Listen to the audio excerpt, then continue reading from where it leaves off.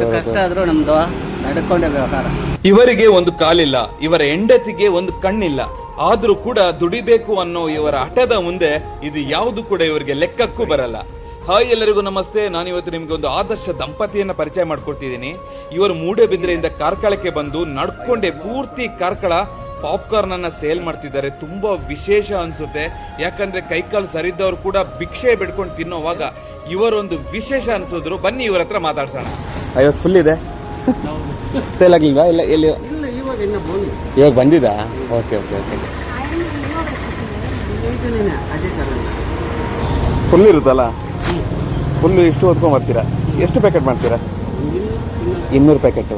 Okay. ಅಲ್ಲಿ 30 ವರ್ಷದಿಂದ ಮಾಡ್ತಿದ್ದಾರೆ ಅಂತ ಹೇಳಿ. ಓ ಮನೆಯಲ್ಲೇ ನೀವೇ ಮಾಡೋದು ಸ್ವಂತ?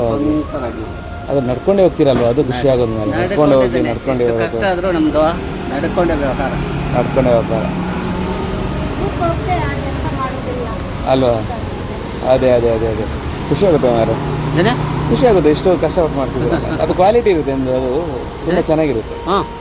ಅಂಗಡಿ ಕೊಡ್ತೀರಾ? ಅಂಗಡಿಗೆಲ್ಲ ಅಂಗಡಿ ಅವ್ರಿಗೂ ಕೊಡ್ತೀವಿ. ಅಂಗಡಿ ಕೊಡ್ತೀರಾ? ಸೇಲ್ ಮಾಡ್ತಾರೆ ಅವರು? ಓಕೆ. ನಾವೊಂದು 7 ರೂಪಾಯಿ 8 ರೂಪಾಯಿನಲ್ಲಿ. ಹಾಂ. ಜೋಳ ಎಲ್ಲಿಂದ ತೊಗೊಂಡ್ಬರೋದು ನೀವು? ನಮ್ಮ ಕಡೆಯಿಂದ. ಈ ಕಡೆ ಆಂಧ್ರ ಸೈಡ್. ಆಂಧ್ರ ಸೈಡಿಂದ ತೊಗೊಂಡ್ಬಂದು ಇಲ್ಲಿ ಸೇಲ್ ಮಾಡೋದು? ನಾವು ಸ್ವಂತ ರೆಡಿ ಮಾಡೋದು. ಓಕೆ. ಗಂಟೆಲ್ ಗಟ್ಟೆ. ಗಂಟೆಲ್ ಗಟ್ಟೆ. ಇವ್ರ ಬಗ್ಗೆ ನಾನು ಹೇಳಲೇಬೇಕು. ಅದರಲ್ಲಿ ಒಬ್ಬರಿಗೆ ಕಾಲಿಲ್ಲ, ನೋಡಿದ್ರಲ್ವಾ? ಕಾಲಿಲ್ಲ. ಮತ್ತೊಬ್ಬರು ಅವ್ರ ಹೆಂಡತಿಗೆ ಕಣ್ಣಿಲ್ಲ, ಒಂದು ಕಣ್ಣಿಲ್ಲ. ಆದರೂ ಕೂಡ ಮೂಡುಬಿದ್ರೆ ಗಂಟೆಕಟ್ಟೆಯಿಂದ ನಡ್ಕೊಂಡೇ, ಆಯ್ತಾ, ಅಲ್ಲಿ ನಡ್ಕೊಂಡೇ ಬಂದು ಆ ಮೂಟೆನ ಹೊತ್ಕೊಂಡು ಬಂದು ಸೇಲ್ ಮಾಡ್ತಾರೆ ಇಡೀ ಕಾರ್ಕಳಕ್ಕೆ.